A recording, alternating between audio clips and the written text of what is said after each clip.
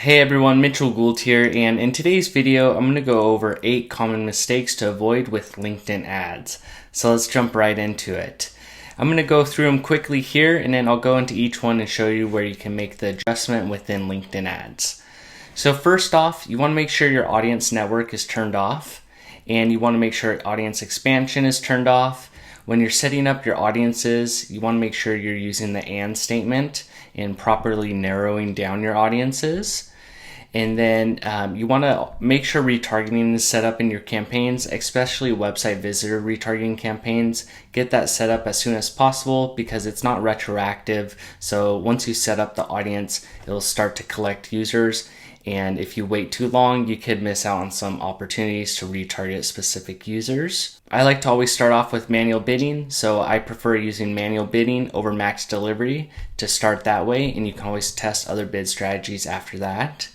Make sure you're monitoring your demographics data. So once you start to get some data on your campaigns, you can see how different job titles, job functions, companies are interacting with your ads. And you can add irrelevant exclusions and tighten up your audience as needed. Another common one is not checking how your landing page looks on mobile. A lot of the traffic on LinkedIn comes from mobile because it is a paid social platform. So a lot of users are using the LinkedIn app. And you want to make sure your landing page, if you're sending users to a landing page, looks good on mobile. It's easy to navigate and easy to consume the content. And lastly, not having a clear account structure.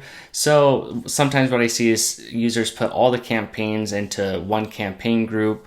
They mix retargeting, different objectives all within one campaign group. And if you're measuring performance for different objectives, like when you look at the metrics for a cold layer, it's going to be different from the metrics you're going to look at for an audience that's really warmed up and you're looking to purely generate leads and conversions from. So I like to have things separated out just so it's easier to see what's running using a clear naming convention, so I can easily see which campaigns are targeting which audience, etc., and which ad format I'm using. So now I'm going to quickly run through each of these so you can see where to make the adjustment within LinkedIn ads. To turn the audience network off, you'll just make sure it's untoggled in the placement section during the campaign setup. So make sure that's off there. And then audience expansion, you're going to make sure that's toggled off for enable audience expansion. That's in the target audience section of the campaign setup. When you're setting up your target audience and you're including, for example, these different LinkedIn attributes, so I have company industries, financial services, and you want to see and here when you're trying to narrow the audience. If you have or here, it's going to expand your audience. So it's saying financial services or human resources directors. But if you're trying to target human resource directors in financial services industry, you want to make sure that says and. That's a common one that just gets overlooked and can really mess up your audience targeting and expand it larger than you intended. And then manual bidding, you can click show more additional options and you'll see manual bidding here. I would click that and then set the bid to the lowest level and incrementally raise the bid up to make sure we're getting traffic.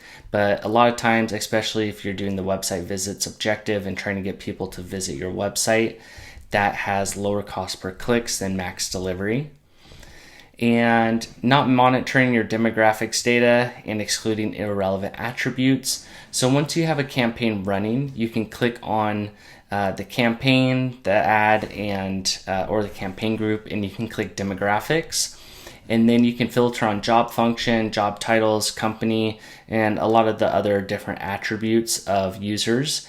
And you can see the performance, for example, by job function, see where the clicks are coming from, what the average click-through rates look for different job functions, and then potentially exclude some that are irrelevant or not performing well, or see what's performing well and maybe break those out into another campaign. And I also have a Looker Studio dashboard that pulls in the demographics data because in the LinkedIn platform, it only shows you 20 or so rows, but if you pull it in through a Looker Studio dashboard using the connector, I have a video on this. You can take a look at more than just 20 or so, in this case, job titles and see the performance across a lot more rows there. Yeah, lastly, not taking a look at your website on mobile. So, put your landing page on your mobile device, take a look at it. Is it easy to navigate? Does anything look off? Is there a lot of white space? Is the text too small?